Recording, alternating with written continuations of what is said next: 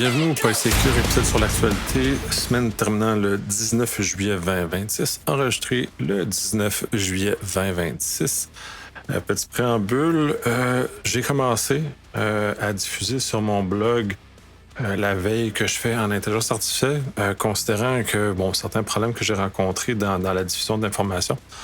Fait que tant qu'à le faire, je vais le diffuser à grand public. Fait que si vous voulez voir ce que j'attrape dans mes filets d'intelligence artificielle, vous pouvez aller consulter mon blog. Bref. Petite chose, j'ai plusieurs sujets sur lesquels je risque de chialer beaucoup cette semaine. Donc, attachez votre sujet. J'espère que je vais rester autour de 30 minutes comme j'ai réussi à faire dernièrement.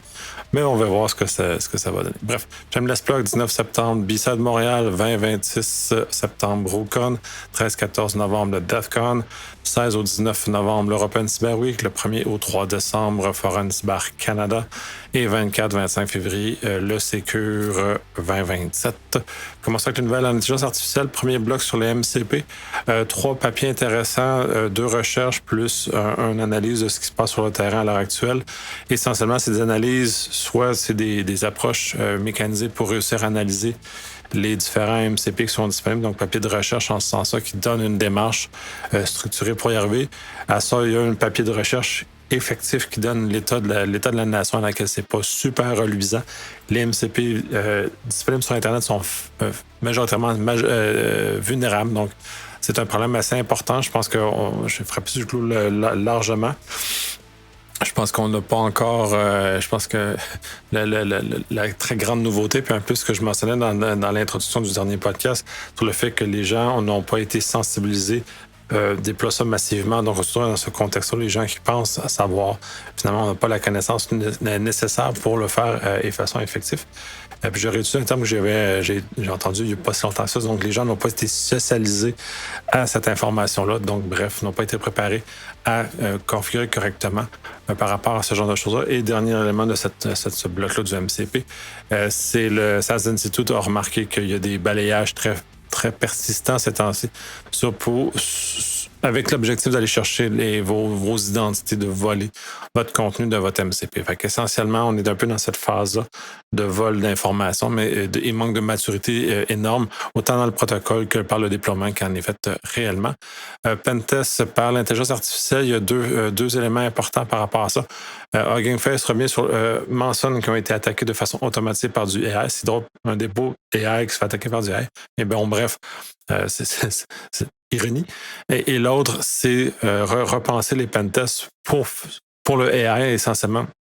Donc, de repenser que c'est pas le but d'accéder à de l'information, mais d'accéder un peu plus du comportement essentiellement de l'outil qui nous permet d'utiliser. Donc, c'est un peu une approche différente par rapport à ce que les pentests doivent faire essentiellement en intelligence artificielle.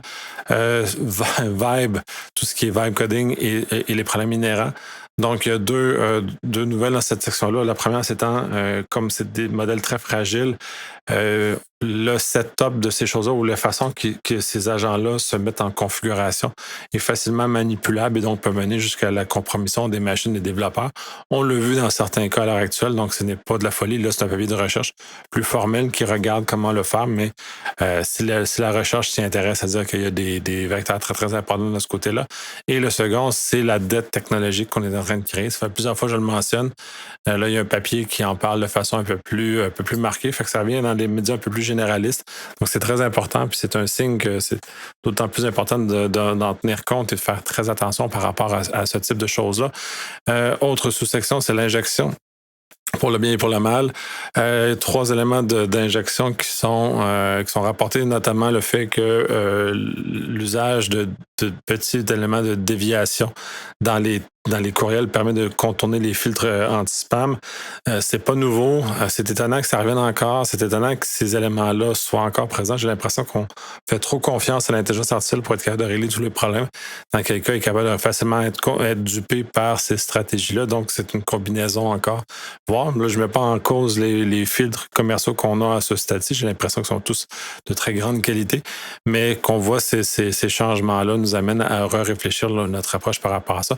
Dans le même esprit, c'est un papier qui est parti sur Samuel Wilson.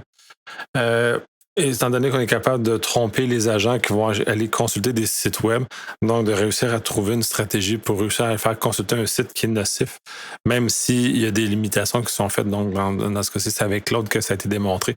Il n'est pas exclu que les autres soient également affectés par ça. Et le dernier, c'est comment le prompt injection peut servir pour le bien, c'est-à-dire comment on peut protéger nos infrastructures du prompt injection, c'est-à-dire que si on se fait attaquer par un agent AI, un peu comme le Hugging Face a subi, d'introduire des marqueurs qui vont être interprétés pour le arrêter, parce qu'ils vont interpréter le message et donc va se fermer par lui-même. Donc, c'est intéressant de voir qu'on peut utiliser les mêmes stratégies des deux côtés pour arriver à des résultats qui sont bons ou des résultats qui sont mauvais. Donc, dans les faits, c'est l'outil qui qualifie où on s'en va. Autre petite section, parce que finalement, il reste juste une nouvelle de ce grand enveloppe de recherche. Ça a beaucoup populé mes nouvelles dans les dernières semaines, les papiers de recherche. J'ai constaté la semaine dernière que j'ai un peu cafouillé sur le fait de relater les informations, donc j'ai comme compacté ça. Et soit j'en fais une section séparée comme ce que j'ai fait là, ou je réduis davantage la quantité de nouvelles que j'ai ça. Donc essentiellement, c'est ça que ça a eu l'effet cette semaine. J'ai réduit énormément le nombre de papiers de recherche que je vais inclure dans la face active du podcast. L'autre, c'est dans ce que je mentionnais en entrée de jeu. Sur le blog, les autres papiers de recherche vont être disponibles, donc je ne traiterai pas sur le podcast lui-même.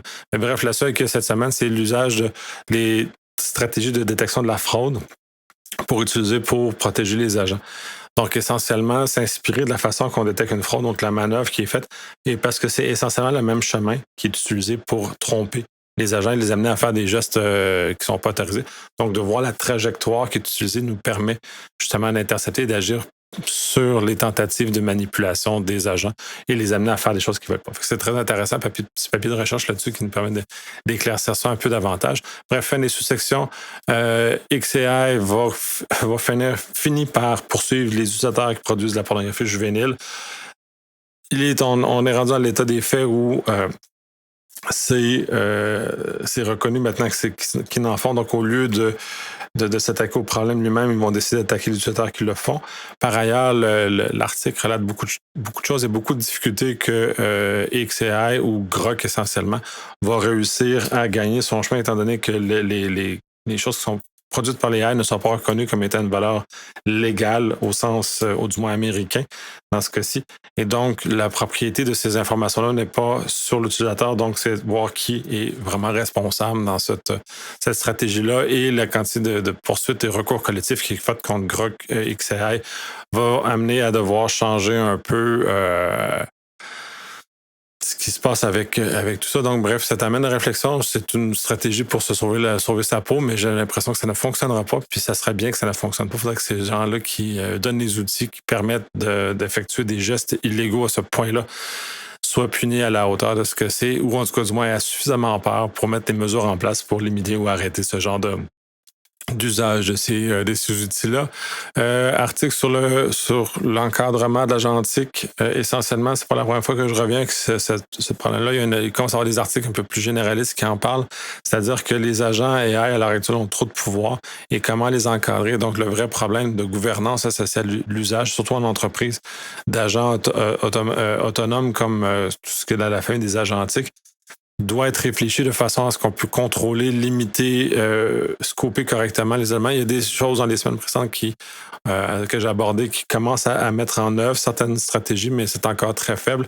Moi-même, j'ai commencé à jouer un peu avec ça parce que c'est des choses que je connais de point de vue théorique à l'heure actuelle, que j'ai commencé à tester de façon non théorique et de voir à quel point on peut développer. D'ailleurs, c'est sans rappeler le podcast que j'ai avec Simon Nollet sur le fait qu'on va l'aborder, son usage, et j'anticipe pour en faire une suite de cet épisode-là une fois qu'il va être diffusé pour aller un peu plus loin de ce qui est abordé. Mais bref, après ça, FirstCon, il y a le framework circuit qui a été diffusé. Malheureusement, j'ai pas réussi à trouver le framework lui-même, outre juste l'article qui en parle.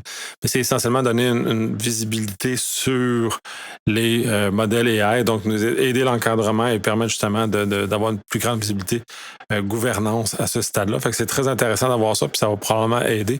Mais à ce stade-ci, j'ai pas vu le contenu, donc je peux discuter en parler. Je suis très content de voir l'article. complet. Vous allez voir le blog au complet. Lui, il apporte justement toutes les nouvelles responsabilités qui arrivent au ciseau, les stratégies, comment on le voit et comment c'est coté. Bref, on va avoir un outil très intéressant. Que j'ai très hâte de voir et pouvoir mettre en pratique effectivement dans mon quotidien plus, plus régulier au niveau de ce que je peux ajouter. Microsoft a patché 570 vulnérabilités ce mois-ci. Ce chiffre-là est impressionnant. C'est le double du plus grand précédent nombre de vulnérabilités couvertes. C'est le AI qui l'a trouvé. C'est un signe que de plus en plus, le bénéfice qu'on en tire est quand même assez grand. La vitesse à laquelle ça sort va mettre beaucoup de pression sur le fait qu'on va devoir appliquer ça dans l'entreprise. J'en parlais dans les semaines précédentes. Les conséquences que ça va avoir. Donc, il va falloir changer notre approche et nos pratiques de correctif pour faire état de cet élément-là et le fait que Microsoft a emboîté le pas. Et il va probablement en sortir d'autres de ce volume-là dans les prochains mois aussi. Donc, on va devoir patcher beaucoup de choses dans les prochaines semaines et prochains mois. Donc, on a beaucoup de réflexions de ce côté-là. Dernière nouvelle de section d'intelligence artificielle, Android, Google a corrigé un problème avec Android sur le fait qu'avec un swipe d'écran, on était capable de faire ou d'utiliser Gemini pour envoyer des SMS puis des messages en WhatsApp. Et c'est un signe, pas que je chahime nécessairement Google en l'occurrence ou Android, mais c'est de montrer à quel point c'est complexe l'intégration des modules d'intelligence artificielle et il y a beaucoup de choses qui peuvent être mal tournées ou qu'on a de la difficulté à prévoir. Il est arrivé des éléments similaires avec Outlook et Copilot du côté de Microsoft, donc c'est pas exclusif. C'est très complexe. Je pense que les gens ne mesurent pas le degré de complexité qui est associé au déploiement de ces technologies-là, les effets inattendus qu'on peut avoir. Ça, c'est un autre exemple qu'on en a, on en a plein d'autres. Et c'est ce qui est très difficile à communiquer à tous les gens qui sont excessivement enthousiastes à déployer l'intelligence artificielle, à quel point il y a des ramifications qui sont très difficiles à percevoir. Et en l'occurrence, Google a quand même des gens très spécialisés et très connaissants en intelligence artificielle. Fait que même eux n'ont pas vu les problèmes qui peuvent avoir lieu. Donc, bref, ça l'amène ce degré de complexité-là qui, je crois, même les experts du domaine ont de la misère à maîtriser. Bref, autre section sur la guerre. Juste une nouvelle, c'est une publication sur Mastodon d'Adam Shustak qui essentiellement fait un lien entre le fait que les Américains ont bombardé les usines de production d'eau, de purification d'eau en Iran.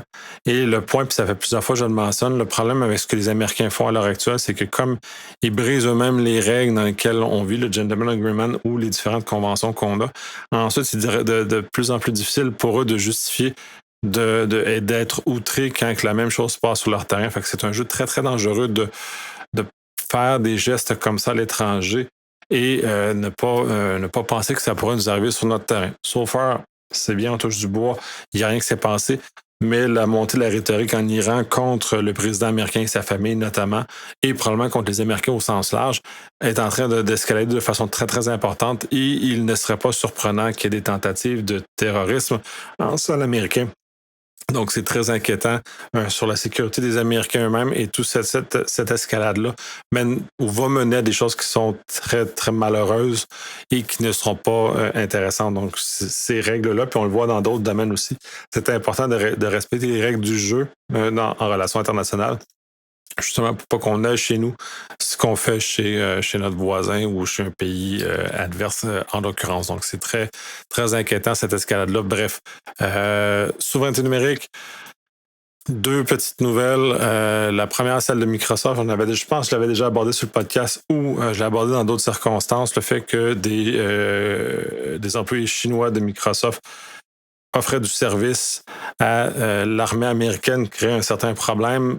À l'heure actuelle, il y a eu d'autres manœuvres qui permettent à des employés chinois ou à des sous-contractants chinois de faire affaire avec l'armée américaine, en quelque sorte, à travers Microsoft, que pour avoir une escorte digitale ou une escorte numérique, qui fait qu'essentiellement, on a un prête-nom américain qui est utilisé pour que l'ingénieur chinois envoie le contenu et littéralement copie. C'est pas sans rappeler les fermes de laptops qu'on a ici, dans ce cas-ci plus par la Corée du Nord, dans lesquels sont utilisés.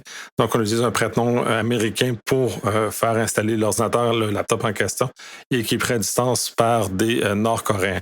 Donc, on est dans cette situation-là qui est un peu particulière, disons, et c'est pas rempli de soft, mais en même temps, c'est de voir à quel point les grandes compagnies, notamment comme Microsoft dans ce cas-ci, des fois vont tordre certaines règles, puis en ce cas-ci, c'est pas Microsoft qui est pointé, mais que les grandes corporations vont avoir tendance à faire ça naturellement, peu importe la grande corporation en question. Donc, dans ce cas-ci, Microsoft a été pris la main dans le sac, mais il y en a plein d'autres qui vont tordre parce que cette forme de non-responsabilité de ces grandes corporations-là amène justement à poser des actes qui sont à la limite et toujours dans une perspective de maximiser les profits. Donc, la maximisation des profits n'est pas toujours une bonne chose, il y a une limite à atteindre.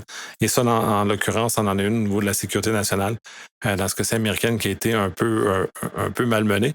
L'autre nouvelle, c'est la Corée du Sud va commencer à déployer ou mettre en œuvre une intelligence artificielle nationale, souverain, essentiellement, pour réussir à avoir le contrôle, maîtriser, ainsi de suite. Donc, on voit les effets à terme. On l'a vu aussi cette semaine avec les Chinois, mais je n'en parlerai pas spécifiquement avec Kimi 3 qui est sorti, qui semblerait quasi aussi puissant que Fable. Donc, on est dans un contexte comme ça où l'effet du blocage d'export control de Mythos amène les pays à agir. Donc, c'est peut-être pas pour le meilleur pour les Américains, mais d'un point de vue international, je pense que ça va diminuer la pression de tout le monde et tout le monde va regarder en conséquence sur ce type d'approche. Bref, privacy, nouvelle particulièrement épeurante sur le fait que les pixels, essentiellement, les écrans maintenant peuvent regarder les personnes qui les regardent. C'est pas sans rappeler 1984, qui est le livre culte, si on veut, sur la surveillance, que la télévision nous regarde. Mais on arrive au moment où on va être capable de faire une télévision qui va être bidirectionnelle, dans laquelle on va regarder. On n'aura même plus besoin de caméra pour faire notre visio. Notre écran d'ordinateur va être une caméra en même temps que diffuser le contenu. Donc, on va pouvoir regarder face à face. Fait que ça va être intéressant de voir, mais en même temps, c'est très apparent parce que si on regarde comment les télévisions, le marché des télévisions se développe à l'heure actuelle, il y a un peu de scrupule de la part la plupart des fabricants de nous pousser plein de cochonneries. Ben, il ne serait pas étonnant que ça nous arrive dans notre salon sans même qu'on le sache. Bref, section sur la loi. Bloc de nouvelles intéressantes sur le blocage essentiellement. Corbyn a sorti plusieurs articles sur des tentatives de blocage européens, notamment le fait que la Cour de justice européenne a dit que le géoblocage VPN, c'est neutre, donc on peut utiliser le VPN pour essentiellement contourner le géoblocage. Il n'y a pas d'acte illégal là-dedans. Pour les transporteurs seulement. Ça ne veut pas dire que la personne qui l'utilise fait un geste illégal, demeure responsable de son geste illégal. Par ailleurs, l'usage du VPN pour accéder à du contenu légal n'est pas un problème, et encore moins pour les transporteurs qui ne sont que des tuyaux dans ce cas-ci. Donc, ce n'est pas eux qui sont mis en place. Fait que c'est un rappel, cet environnement. Fait que c'est très étrange. C'est très étrange. C'est très intéressant de le voir comme ça, parce qu'on a vu aussi au Brésil qu'il y avait eu l'attentat, que le jugement, ou en tout cas la règle qui avait été bloquée X. Si VPN utilisé, les citoyens étaient responsables. Donc, on a un peu de différence d'application comme ça. Il y a la Belgique qui essaie de bloquer Wawa City et se fait contourner rapidement. Et ça revient sur tout le fait du blocage, puis notamment la France essaie beaucoup de faire du blocage. L'Espagne l'a assez aussi, blocage DNS, blocage IP. Force ses fournisseurs de le faire. Dans ce cas-ci, c'est Google. Puis Google amène un papier très simple qui est très bien expliqué par Corbyn, dans lequel j'ai déjà mentionné à plusieurs reprises que ces blocages-là sont relativement inutiles ou n'arrivent pas aux objectifs. Donc, les ayants droit courent après une situation qui est insoluble. Et dans le cas de Polymarket qui est bloqué en France par la Société des Jeux, ben, ça sans rappeler qu'au Québec, on avait essayé de faire la même chose avec les casinos en ligne parce que l'Auto-Québec voyait son marché se réduire. Donc, ça avait été abandonné justement parce que le ridicule de la situation qui avait été amenée à cette époque-là, parce que plusieurs personnes du domaine s'étaient insurgées par rapport à ça. Il y avait tout ça de très drôle. Et effectivement, c'est des mesures qui sont très faciles à contourner. Le take là-dessus est un peu, au niveau technique, c'est peut-être pas la bonne stratégie à prendre. Puis notamment aussi ce que Google mentionne, puis c'est très bien relaté dans l'article de Corbyn. Quand on bloque des adresses IP aussi, ça va avoir des conséquences collatérales très, très importantes, puisque les sites d'hébergement vont héberger plus qu'un site. Généralement, ils vont en avoir des centaines, c'est pas des milliers, sur une même adresse IP. Donc à ce moment-là, on va bloquer violemment d'autres choses. que l'article relate très bien. Donc, on est dans un contexte où ces blocages-là et c'est cette déconnexion entre les décideurs politiques ou législatifs et les ayants droit et cette manque de compréhension-là nous amène dans des situations un peu plus farfelues parce que dans les faits, oui, effectivement, c'est un geste qui est au niveau de la loi qui est illégal. Est-ce que c'est d'instrumentaliser le système de justice ou l'État pour faire valoir ses droits, c'est une chose. Est-ce qu'on a des questions philosophiques à avoir là-dessus? Effectivement, c'est très important de réfléchir à ça, de voir est-ce qu'on doit protéger à ce point-là. Et les mesures à l'actuel sont complètement inutiles et un peu risibles à quelques égards. Donc, c'est de regarder de façon différente. Donc, c'est très fascinant ce qu'il en est de ce côté-là et comment tout ça est fait et comment on peut justifier de faire ce type de choses. Fait que, bref, c'est un bloc intéressant qui, j'ai hâte de voir comment il va évoluer avec le temps, puisque au Québec, on l'a abandonné. Il n'a pas dit qu'on ne reviendra pas sur cette réflexion-là, mais on a abandonné ce genre de blocage-là. Là, ce que la France fait énormément, la Belgique le fait, et plusieurs pays francophones ou européens, c'est de bloquer par des DNS, par des blocages IP sur ce type de stratégie-là. Donc, je pense qu'il va y avoir des réflexions. Bref, médias sociaux, trois nouvelles aussi là, de ce côté-là, qui devient intéressant à plusieurs égards. La première, le fait que C34, qui est pour le blocage des médias sociaux pour les jeunes de moins de 16 ans, a potentialité d'être inconstitutionnel, selon Michael Geist. Donc, intéressant. Je devrais aller enregistrer au mois d'août avec des avocats sur C34, C36. Justement, on va pouvoir approfondir davantage et aller plus loin parce que ma compréhension est quand même assez partielle de ces lois-là. Le blocage pour les adolescents en Europe est en pleine croissance. Donc, ce qui est fait au UK et en Australie va probablement être étendu à l'ensemble de l'Europe, ce qui en soit est une bonne chose. Par ailleurs, et c'est là où la dernière nouvelle de cette section-là, puis je trouve intéressant, c'est que la Californie va interdire le scroll infini, le doom scrolling, essentiellement, et je pense que cette stratégie est beaucoup plus efficace ou sera beaucoup plus efficace que d'interdire aux adolescents d'accéder aux médias sociaux. C'est-à-dire que de mettre des mesures en place pour être sûr que les grands fournisseurs de médias sociaux, en l'occurrence, dans ce cas-ci, c'est TikTok, Instagram, par exemple, vont mettre des mesures pour être moins addictifs est beaucoup plus, je pense, intéressant que d'essayer de bloquer les adolescents comme l'accès. Comme on l'a mentionné les semaines précédentes, l'Australie, ça ne semble pas super efficace, cette loi-là, même si l'objectif est louable. Je suis d'accord avec l'objectif. Le moyen est discutable. Dans ce cas-ci, je trouve que la Californie aborde une façon peut-être que plus de chances de réussir, de retirer l'effet de dépendance à cette technologie-là ou à ces médias sociaux-là, d'en réduire, donc d'amener les adolescents à être capables de mieux gérer leur temps et peut-être d'un enseignement. Mais c'est pas sans rappeler que la Chine bloque de façon assez importante dans ce cas-ci avec des pénalités qui sont pénales chez les propriétaires des entreprises, donc des conséquences très importantes. Donc, c'est de voir comment on peut mettre ça en œuvre et d'arriver au résultat, c'est-à-dire protéger les enfants, les adolescents, et tout en ayant des mesures qui sont efficaces, parce que précédemment, on parlait des VPN puis que c'était des blocages inefficaces. Bon, on arrive un peu dans cette perspective-là. Et c'est pas sans parler de toutes les lois américaines que j'ai déjà abordé un certain nombre d'entre elles qui sont quand même très à risque et qui ne viennent pas résoudre le vrai problème dans lequel on fait face et qui est juste à côté. Bref, fin des sous-sections de ce grand bloc-là. Sinon, les sénateurs américains sont inquiets sur la C-22 au Canada. Je trouve que cette loi-là est trop invasive. C'est un peu drôle de voir que les Américains s'insurgent contre des lois invasives, eux-mêmes ayant des lois excessivement invasives sur la protection des informations.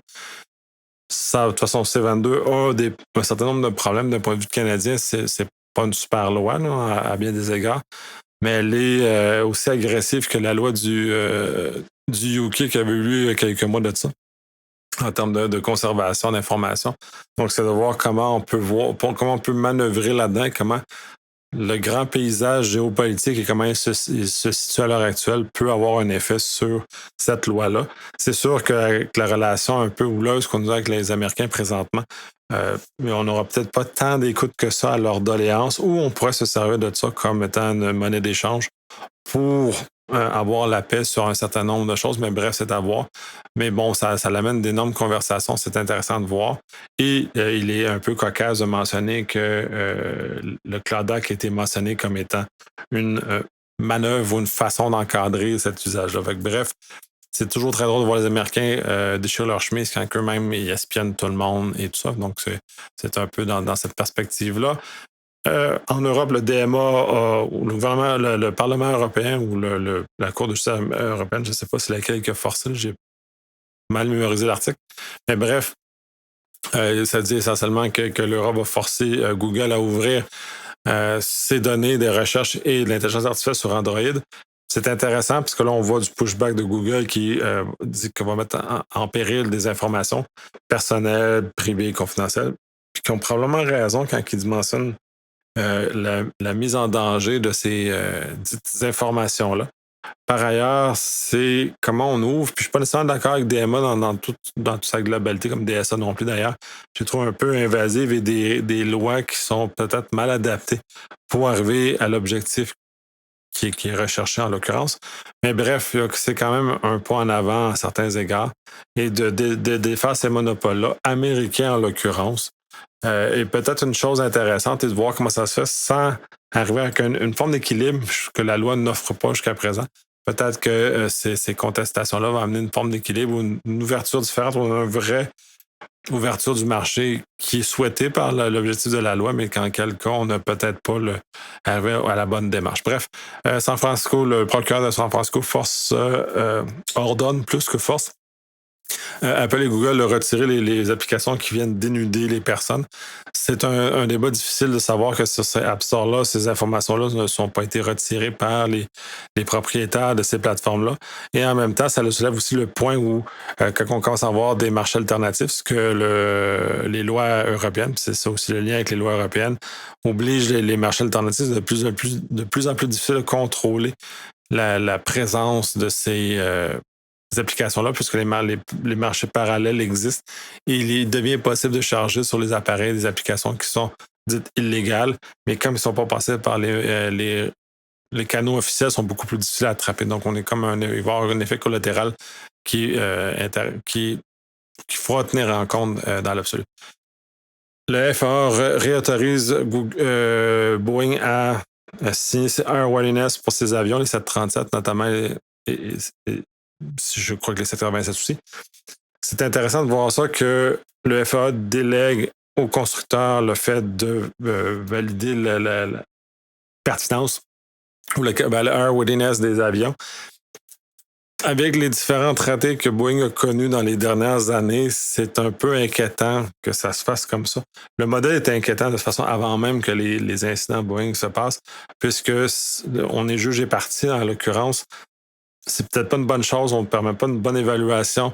C'est plus difficile d'avoir confiance, surtout quand ces compagnies-là sont comprimées pour faire le maximum d'argent possible, en tout cas d'extraire le maximum d'argent possible dans un marché qui est très compétitif, où c'est très coûteux de faire des avions ou de développer des nouveaux avions et que les changements ou les raccourcis qui sont pris, notamment dans le 737, qui ont mené aux problèmes qu'on a connus dans les dernières années, puisse être signé par le responsable de bref, je ne sais pas si c'est l'article ne le mentionne pas s'il y a des contre-pouvoirs, des contre-vérifications qui permettent justement de s'assurer de conserver une forme de confiance face à ce que Boeing ne répète pas les erreurs du passé. Bref, l'Allemagne veut restreindre le Freedom Information Act, l'accès aux informations.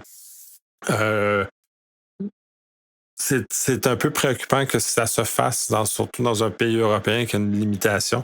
Les limitations sont à valider sur la portée de l'article n'est pas, en tout cas, pas clair. Je connais mal, d'ailleurs, les lois allemandes, donc je ne peux pas me prononcer là-dessus, mais juste le titre lui-même est inquiétant et que beaucoup d'organismes publics, ONG, qui sont inquiètes face à ça parce que c'est une façon utile pour le peuple de contrebalancer le pouvoir en place et s'assurer qu'il y a un bon usage des fonds publics, que les politiques avancent et tout ça. Donc, bref, c'est un peu préoccupant que ça se fasse de cette façon-là. Bref, dernière nouvelle de cette section-là, le nouveau premier ministre anglais va abandonner le Digital ID, qui était essentiellement une mesure pour limiter l'immigration illégale. Ce qui est essentiellement dit stratégiquement, c'est que l'Angleterre va se concentrer sur des vrais problèmes actuels et que cet élément-là n'est pas un réel problème en apparence. Là, ça peut être débattu, mais l'article mentionne comme ça que c'est pas un vrai problème ou un problème suffisant. Il y a beaucoup d'autres problèmes à régler avant d'investir dans ce genre de choses. Bref, section rouge. Le Secure Boot de Microsoft est brisé depuis au moins une dizaine d'années. C'est intéressant de voir que cette technologie-là qui avait été développée justement pour s'assurer que la chaîne de démarrage soit protégée ne l'est pas. Ça leur met en perspective beaucoup de choses, et donc les a priori qu'on a sur l'évaluation de sécurité et à quel point c'est complexe de développer ce genre de système-là, surtout que Microsoft s'est porté comme étant celui qui était l'autorité ultime dans cette séquence-là, donc les effets que ça a eu. Donc, la complexité, l'ennemi de la sécurité, ça en a un cas. Je ne sais pas si les changements devraient être plus structurels et plus importants, mais bref, on est dans un contexte où ça a été ébranlé sévèrement. Cursor a un drôle de vulnérabilité qui a été refusé d'être corrigé, mais essentiellement sur Windows en plaçant un git.exe dans les répertoires du dépôt, fait que Cursor va l'exécuter d'avance. Donc, dès lors, on est capable de mettre un git.exe qui est toxique, qui prend le contrôle de la machine. Donc, bref, on est dans un drôle de concept et en même temps, c'est une démonstration que tout ce vibe coding-là amène des conséquences. Donc, il faut être très, très vigilant sur ce qui se passe. Autre nouvelle, puis celle-là, je l'amène parce qu'elle est intéressante de ramener dans le chose pour finir par abandonner d'en parler. Le fait que la Russie continue à attaquer les infrastructures de l'Occident sur la base que celles-ci sont mal protégées. Fait qu'on est dans un contexte où on a construit notre infrastructure numérique sur des sables mouvants, disons, et on s'étonne que c'est attaqué. Donc, il faudrait agir soit par de la législation, soit par peu importe le moyen, pour assurer que toute la sécurité des infrastructures, au moins qui sont face à Internet, soit suffisamment bien protégée. Donc, ça l'amène une capacité à des ennemis. C'est pas la première fois que j'en fais mention sur différentes formes, mais bref, j'en reparle encore parce que c'est clairement encore dans l'actualité. Et ce que je vois autour de moi, on est encore dans cet univers-là d'un peu de laisser aller sur la sécurité de tout ce qui est fait face à Internet. Faille intéressante dans le protocole 6 GHz Wi-Fi, sur lequel normalement il y a une négociation dans ce protocole-là pour l'usage dans des infrastructures publiques, notamment dans ça, parce que c'est des fréquences qui sont quand même partagées. Et essentiellement, ce qui est amusant de cette nouvelle-là, c'est que le protocole de négociation fait confiance à des sources de données qui sont facilement manipulables, donc qui ne sont pas authentifiées. En 2026, on est encore dans des situations comme ça. Je trouve ça fascinant qu'on les principes de base qu'on essaie de répéter depuis des années ne sont pas encore aussi étendus. Mais bref, on est un peu dans cette séquence-là. Et dans le même esprit, tous les faits que les autos modernes ont tous une capacité de mise à jour par les airs, donc par des cartes cellulaires qui sont incluses dans toutes les autos maintenant, ouvre la voie à des problèmes de sécurité. C'est pas étonnant, c'est fascinant. On est encore dans un univers où on ouvre ça facilement à grand nombre, sans mesure de sécurité adéquate, sans PKI robuste, sans structure qui permet ça. Donc la facilité amène, mais dans ce cas-ci, je pense que c'est plus que la facilité, le fait que ces systèmes-là permettent de monter la télémétrie. Et j'ai plus l'impression que c'est la télémétrie qui est importante pour ces fabricants-là. Là, on parle des autos dans ce cas-ci, mais c'est dans d'autres secteurs aussi que les patchs. Fait je pense qu'on cache sur le fait d'avoir des patchs sur cet élément-là, quand je pense qu'on pourrait le faire autrement. Et je vois pas pourquoi je devrais faire corriger mon auto par les airs quand que je pourrais aller chez mon concessionnaire, ou comme quand on fait remplacer une pièce qui a eu un rappel, par exemple, que ça soit mis à jour durant l'entretien régulier, que j'ai une clé USB que je peux faire moi-même, la mise à jour, mais bref, toutes ces stratégies-là, je trouve ça un petit peu particulier, puis qu'on s'étonne encore de ce genre de choses-là. Et dans la même lignée, Windows 10 qui refuse de mourir, mais c'est pas sans rappeler que Windows XP existe encore dans certaines infrastructures, Windows 2000 existe encore dans certaines infrastructures. Donc, on est encore dans un contexte où la plupart de ces machines-là vont prendre des années avant de disparaître. C'est sur le temps long. Même si Microsoft veut pousser tout le monde à aller rapidement vers d'autres choses, on est dans des réflexions de temps long. Puis ça fait longtemps qu'on est comme ça, puis je comprends pas pourquoi en TI, on oublie. En OT, c'est comme ça. Je pense que la culture OT n'a pas encore bien versé du côté IT, mais si on est sur du temps long, des temps de migration qui sont très, très, très. C'est ça, des temps longs. Fait qu'essentiellement, il n'y a pas d'étonnement, mais en même temps, il va falloir qu'on fasse avec. Là. Microsoft a déjà étendu d'un an de plus son support payant. Et il va falloir peut-être avoir une meilleure réflexion, peut-être des lois encore là, peut-être que les fabricants sont pas assez bien encadrés et finissent par pousser des choses qui ne devraient pas, en tout cas, en l'occurrence. Dans la nouvelle section aussi, les moniteurs LG poussent des correctifs à travers Windows Update ou des drivers à travers Windows Update. Je trouve ça intéressant de l'usage que le moniteur, comme il apparaît dans la liste de périphériques de Windows, le Windows Update permet d'aller chercher des pilotes de périphériques conséquents et donc de venir descendre sur notre machine des choses qu'on ne veut peut-être pas. Dell l'a fait aussi. Donc, c'est intéressant de voir qu'on vient de bypasser toute l'autorisation par le fait de brancher un matériel qui va aller automatiquement et la facilité d'utilisation. Donc, d'ouvrir la porte à ce type de choses-là. On a vu ça dans d'autres contextes. Là, je parle des moniteurs, on l'a vu dans des choses de USB aussi il n'y a pas si longtemps. Mais bref, on est dans un contexte où c'est des vecteurs qui potentiellement peuvent venir des vecteurs d'attaque peuvent être toxiques et installer des logiciels qui sont pas voulus sur les machines, qui sont généralement vulnérables parce que ces fabricants-là de moniteurs, dans ce cas-ci, ne sont pas nécessairement bien éduqués aux meilleures pratiques de cybersécurité. Bon, bref, section bleue, deux petites nouvelles. La première, c'est trois nouvelles. CubeOS a été analysé par des chercheurs. Je trouve ça intéressant qu'on ramène ça dans l'espace public, que la sécurité de CubeOS soit analysée de façon académique. Il n'y a pas de grande chose plus qu'à dire que c'est assez pertinent qu'on fasse ce genre d'études-là pour qu'on puisse commencer à brasser et s'assurer que ce genre de OSA, qui est très bien fait par ailleurs, soit maintenu et continue à assurer la sécurité pour ceux qui l'utilisent. Microsoft va forcer le passkey comme authentification par défaut en septembre, ce qui est une bonne nouvelle. Ça va se débarrasser du SMS puis par la voix, dans l'appel téléphonique essentiellement comme mesure d'authentification. Deuxième facteur, donc le passkey est une bonne chose, il faut bouger les organisations. Déjà, je vois beaucoup de résistance au niveau des organisations à aller sur du MFA plus fort, notamment avec le question Authenticator. Comme je vois énormément de difficultés des organisations, on va passer au passkey également. Donc, je trouve ça particulier. Moi, c'est une chose que j'aime beaucoup, d'ailleurs, le passkey. Comme étant un moyen d'authentification qui est robuste. J'en ai plusieurs. Il y a des a priori à réfléchir avec ça, mais quand même qui sont très importants. Bref, dernière nouvelle de cette section-là, c'est Kevin Beaumont qui remarque qui fait une mention honorable au CISA d'avoir admis l'absence de règles de gestion d'incidents dans quel instant ils ont connu récemment, donc vont le faire eux-mêmes, au-delà du fait de l'avoir professé pour les autres, mais maintenant ils vont le faire pour eux-mêmes, ce qui est une très bonne chose. Dernière section d'hiver, deux nouvelles un peu étranges si on veut. La première, c'est Trump Media va vendre un accès privilégié à des informations qui peuvent avoir des impacts sur le marché. C'est très particulier de voir cette revente-là d'informations d'initiés qu'on va avoir circuler, notamment déjà que c'est déjà largement connu que Trump fait des délits d'initiés ou sa famille fait des délits d'initiés. Maintenant, ils vont monétiser les délits d'initiés à travers ces plateformes-là, fait que c'est un peu particulier.